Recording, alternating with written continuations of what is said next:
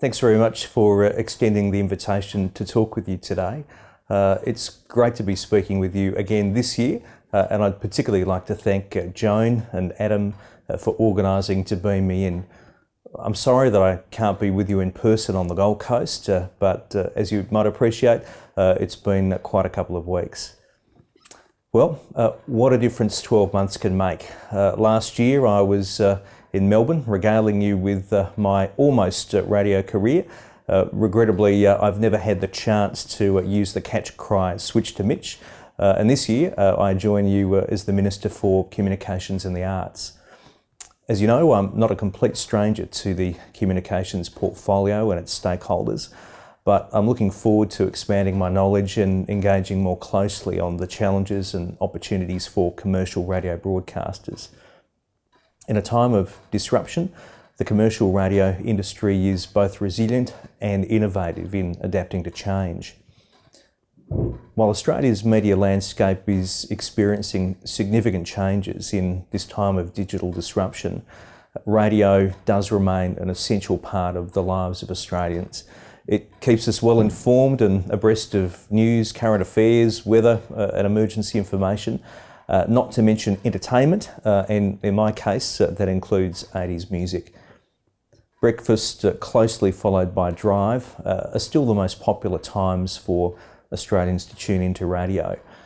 But the news across the board is good, with audience figures rising again in 2014, demonstrating a continued uptake in listeners, and what could better reflect the centrality of radio than that. In Australia's metropolitan areas, more than 10 million people tuned in each week throughout 2014, and that's up more than 4% compared to 2013. Corresponding with this is industry's financial position, which also reflects healthy audiences, and I see growth in metropolitan advertising revenue above 5% for the financial year ended 2015. These are results that the industry should take pride and confidence in. I'm sure that in addition to the broadcast of existing AM and FM stations, new and genre-specific digital radio services are helping to attract more listeners. The success is reflected in CRA's recent announcement of its intention to start focusing on advertising for digital-only stations. As many here would understand, that the cost and complexity of rolling out digital radio services across regional Australia presents major challenges for the industry. The need to cover large geographic areas with small and dispersed populations is a unique challenge which has not been faced in many international markets.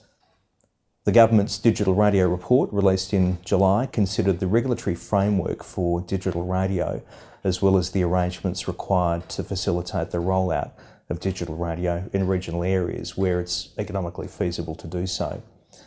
The capacity of digital radio to be extended to the regions will require significant upgrade to existing transmission towers and site infrastructure. A key recommendation from the report was the establishment of a digital radio planning committee for regional Australia, a committee which CRA is a crucial member of. And I understand the committee's first meeting was held only a week or two back, and a technical planning meeting was held earlier this week. I look forward to working with members of the industry to achieve the best possible outcome for digital radio operators and listeners. There's a lot to talk about when we consider the future of radio. While traditional broadcasters are facing challenges from the increasing popularity of streaming services, there are also fantastic initiatives coming from industry in this area. Development of the iHeartRadio product is a great indication of how this brand is adapting to the streaming environment by partnering with local and international acts. PwC's annual Media Outlook report forecasts new opportunities for revenue in the market, as the personalisation of listening choices is likely to correspond to an exciting new direction of programmatic advertising. On top of this, I note that the industry's methods for measuring audiences is being enhanced through new technology, with the introduction of the e-diary system, launch of an audience behaviour panel, and significant software developments to analyse radio listeners' data from the industry's official audience measurement provider, GfK. While the industry can continue to grow and succeed through the delivery of innovative services and compelling content, government also has a role to play.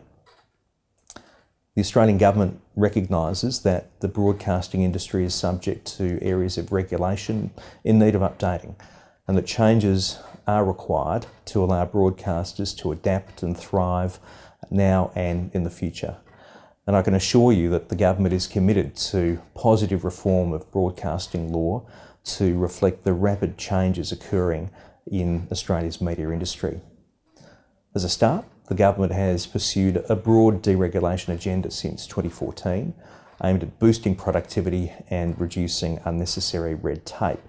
We've reduced auditing, reporting and notification requirements, addressed frustrating legislative anomalies and streamlined aspects of ACMA's activities, but there's always going to be more work to do. In addition, the Government's reviewing the licence fee arrangements for commercial radio and television broadcasters, and my department has commenced the review and will provide its findings to Government to consider in the context of the 2016-17 budget. As Minister, I look forward to consulting with the industry more closely on these and other important issues over the coming months. At a broader level, the regulatory settings for media ownership is another area where the Government is considering potential reform. We understand the significance of digital disruption and rapid structural changes in media caused by digital technologies that have lower barriers to entry for new media outlets, increasing the competition in traditional media. I will continue to consult with industry on potential changes to the media ownership rules, continuing conversations initiated by the former Minister in 2014. And while it will be important to achieve a level of broad consensus among stakeholders before proceeding with any changes, unanimity across the industry may be difficult to achieve given the commercial realities. Finally, the Government has progressed two major reviews of note to the commercial radio industry. The Spectrum Review looked at the policy and regulatory changes that are needed to cope with the increase in demand for spectrum and changes in technology, markets and consumer preferences. In line with the Government's deregulation agenda, the review sought to simplify the spectrum management framework.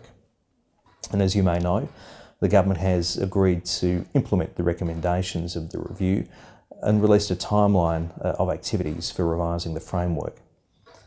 The Government expects the new framework to commence from mid-2017. Meanwhile, the Government's review of the Australian Communications and Media Authority will examine the objectives, structure and operation of the ACMA to ensure it remains fit for purpose for both the contemporary and future communications regulatory environment. In relation to both of these reviews and various other regulatory matters being considered by Government, I thank CRA and its members for their considered and insightful submissions. Can I thank you again for the opportunity to reflect on the future of radio and to speak to some of the complex and challenging issues the industry is facing. Given the resilience of radio over many decades, I trust that the industry will continue to respond and evolve to what is a changing environment. As the newly appointed Minister for Communications, I look forward to engaging with you further on these issues and best wishes for a terrific conference. Thanks very much.